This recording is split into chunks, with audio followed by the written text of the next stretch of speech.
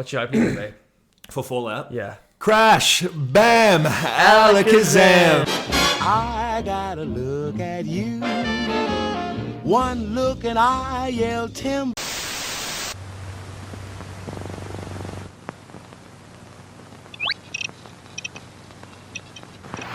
Welcome back to another NCUT TV show review. Today we are back with Season 2 of Fallout, Episode 2, The Golden Rule. Now, we all know Lucy operates inside the wasteland following the Golden Rule, so coming into this episode, we knew she was going to come face to face with the conundrum that was going to test her Golden Rule, and it happened. Listen, who would you choose? Exactly. Would you choose the ghoul or would you choose the, who is she, like a tunic? Yeah, like a tunic. I'm picking the ghoul because I'm not going into I've been in the Mojave enough. I've been in the wasteland enough, people. I'm a seasoned vet. Yeah. If I hear someone screaming out for help, I know it's a trap. And Yeah. Lucy, get your shit together and start listening to Howard. There's a reason the man survived for 200 years. Okay, if she's out the front of the hospital, she probably got picked up by some, raiders and then got nicked as she was walking past, fair enough.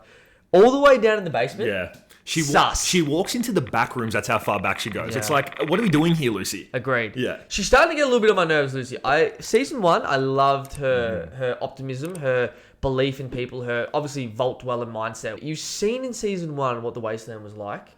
Why are you still optimistic? Yeah, I don't know why she's going down that route because she's traveling with the ghoul half the time. Exactly. So I did think he was going to like toughen her up, and she's seen a bunch of shit now, and her finger got cut off. Yeah. I mean, how many things does she need to go through before she hardens up? And the ghoul on the opposite side, I thought he was going to soften up because her personality, is so like alluring in a way. But yeah, he just seems to be like pig-headed, and she's just so malleable. It's just crazy. And which makes you build the intrigue for why is he so angry? Something happened right at the end of his life, which they haven't shown yet because for a reason. Obviously with his wife Barb, that has made him the cold-hearted man that he is. Whether it's involving with his daughter, whether it's involving with Barb herself.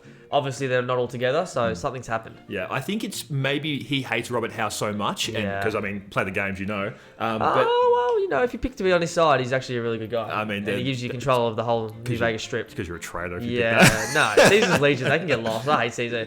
He doesn't want to give you. He thinks he's the most powerful guy in the game. Brother, I'm the most powerful guy in the game. I am the courier. I'm more powerful than you. Relinquish your power now. Yeah, true. Otherwise, you die. You're the new billionaire. Exactly. That's why. Yeah. So to get into this episode. That starts off very, very interesting because we haven't seen Maximus since I think the knockout. Final season. So he got knocked out in the final season. The final episode. The final episode of the first season. Yeah. Final season. We've jumped 7 seasons ahead. For him to like show his father in the flashback scene was so fucking cool. By the way, should have survived. If you need those type of people in a wasteland, if anything is going wrong, somebody who's an innovator and inventor, especially for Maximus, because this guy's the most useless character you've ever seen in your entire life. Now, he's obviously going to have some sort of an arc where he either becomes like the Brotherhood's ultimate leader and he carries them into the future, or he's going to just become a flip side and he's going to be really nice and he's going to find Lucy eventually and she's going to soften his heart. But up until now, I hate Maximus. I don't know about anybody else, but he's such an annoying character, and his actor's facial acting, get another, use more than 3 emotions, man. Yeah. It's just always just 3 emotions, and they don't convey anything to me. Man's range is horrible. It's literally in a fucking hole. But when he does do that facial acting, it's almost the same with a twinge of like his eyebrow might go up, and you're like, oh, he's excited. I don't know what I'm looking at. But you do see where in Shady Sands he got his beginning, where his father tried to deactivate the bomb. Of course, Hank puts in a failsafe that essentially quickens the bombs blowing up to 2 minutes rather than 5 minutes, what it was when it first got to the Shady Sands. It's also a small little shout out to in Fallout New Vegas, you have the Wild Wastelands perk that you can get, which gives you random encounters. One of the first encounters you have if you pick that perk is you find a man or a skeleton half hanging out of a fridge with an Indiana Jones hat.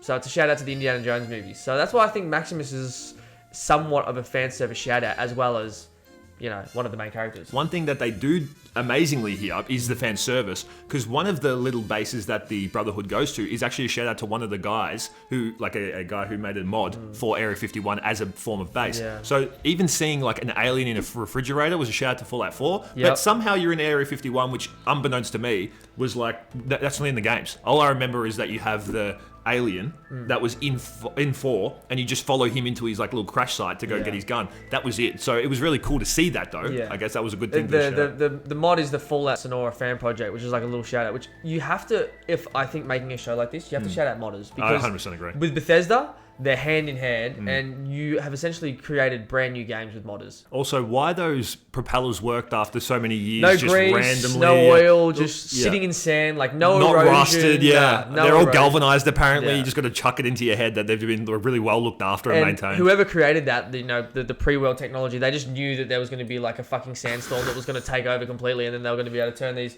landman turbines on to be able to blow all the sand away. Like that's just that was stupid. This is some ancient Egyptian shit that had been like thought 700 years in the future. It's Wind just stupid. turbines in 2025 break down in 4 years, and they need enough oil for like 500 cars or something to be able to lubricate the turbines. Yet 200 years later, under sand, desert, erosion, these fucking turbines can just turn on. It's the dumbest Ridiculous. shit ever. When Lucy and Dougal go into the hospital and you see these two tunics just on the ground, we find out that there's a girl there that we hear from yelling, "Help me!" And then there's a guy there who's just holding himself, like half dying.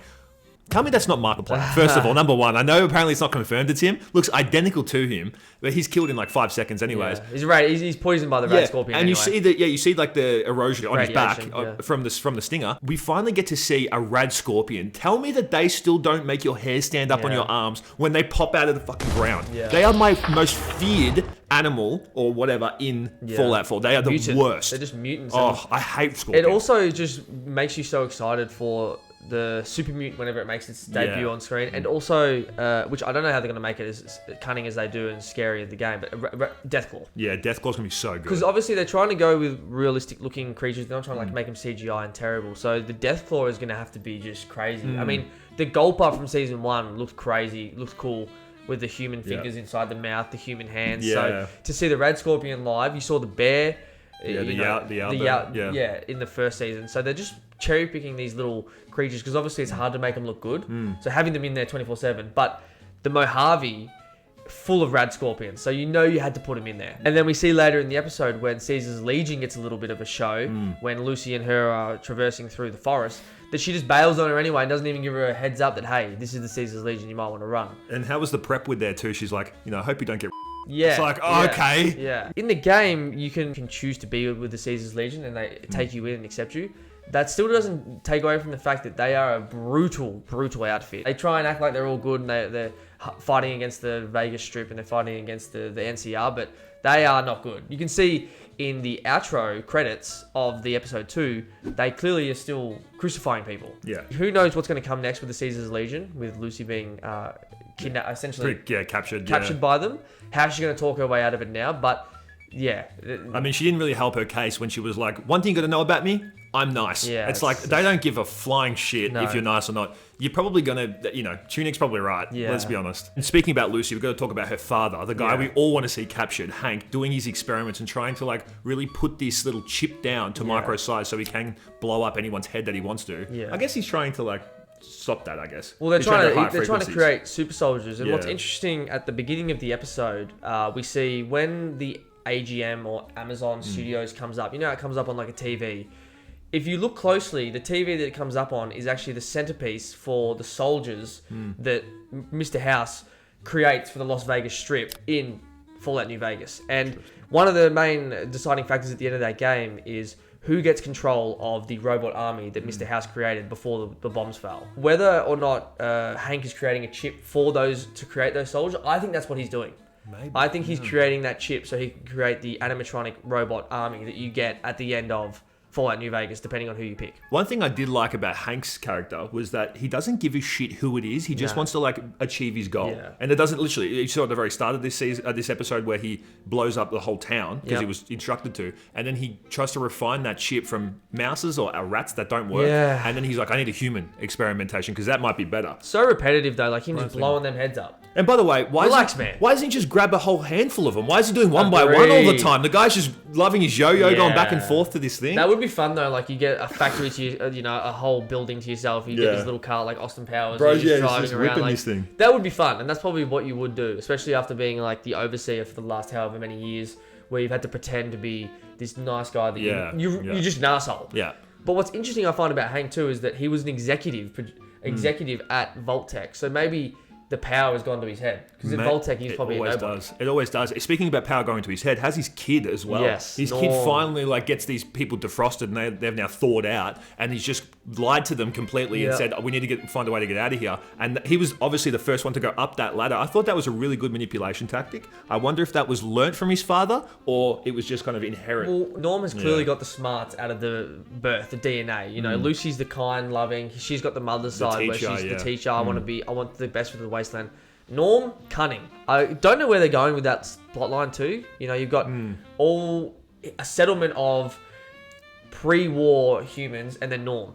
So who knows where that's going? And they're just in the middle of the desert, like in the. Yeah. It's just I don't know where they're going to go. Like who they're going to find? They're going to find Lucy on their traverse. Like is that what's going to happen? Yeah. Probably, most likely. This is the one thing actually that I have a bit of an issue with the show on. You see a vertibird come into the hangar, and then who steps out? But Kumar. I thought he was trying to play like Maximus, but he's not Maximus Had at to all. be a little bit of a shout out to Maximus. He's hops off the vertibird talking about I'm from the Commonwealth. Yeah. He's got the same fucking jacket, the aviator jacket on. In the Boston area, by the way, like. Yeah, and then he walks up and he's like says a completely different name. That was definitely a small little shout out to Maximum from Fallout 4. It's based after that, so I was kind of like, this is a very, very weird shout out. It does look exactly and like even him. when I was trying to like search this shit up, I was like, is this guy supposed to be him? It's like, no, it's not. Can we preface that, please? I need that. I need to know that. But yeah, I thought the corruption between the Brotherhood faction was very interesting. And it's so typical as well in that day and age. Like, how are we going to keep, even in this day and age, it's hard to keep people in line, let alone if you give each of these different factions a shout out, how are they going to be able to stay together as one? And it's interesting the shout out that you have from the Yosemite